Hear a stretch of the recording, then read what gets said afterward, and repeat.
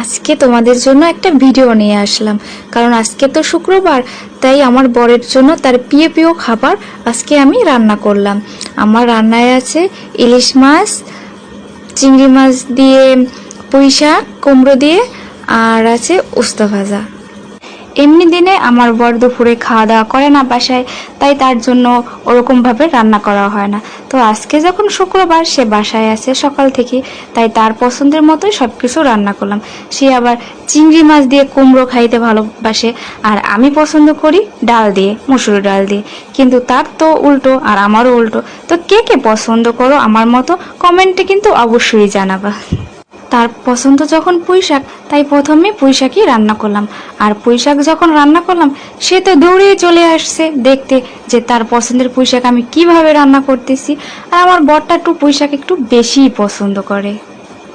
পুঁই শাকের পরে তারপরে আমি মাছ রান্না করার জন্য মাছটা রেডি করে নিলাম। আর এই মাছটা আমাদের দুইজনেরই অনেক প্রিয়। আমি তো অনেক অনেক পছন্দ করি এই মাছটা, হলে তো আমার আর কিছু লাগেই না। এই মাছটা হলেই আমি ভাত খাইতে পারি। এমনিতে আমি ঠিক করে খাওয়া দাওয়া করি না, কিন্তু এই মাছটা হলে আমি তো পুরাই।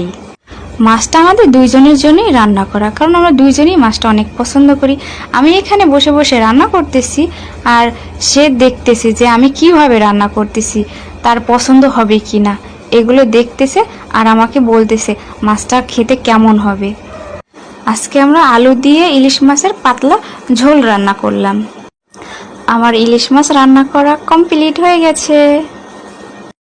এখন আমি করলা ভাজি করব, আলু দিয়ে করলা ভাজি করব। এটাও আমার বর অনেক পছন্দ করে। আর এখন তো গরম পড়ে গেছে, গরমের দিন করলা খাওয়া অনেক ভালো, শরীরের পক্ষে অনেক ভালো। এই করলা কিন্তু অনেকভাবেই খাওয়া যায়। করলা অনেকেই চিংড়ি মাছ দিয়ে ঝোল রান্না করে খায়, করলা দিয়ে ডাল রান্না করা যায়, কারণ তিতার ডাল অনেকেই অনেক পছন্দ করে। আমার রান্না শেষ। আমার রান্নাটা কেমন হলো, কার কেমন লাগলো, অবশ্যই সবাই কমেন্টে জানাবেন। আর যদি কেউ নতুন আমার ভিডিও দেখে থাকেন, তাহলে অবশ্যই ফলো করবেন।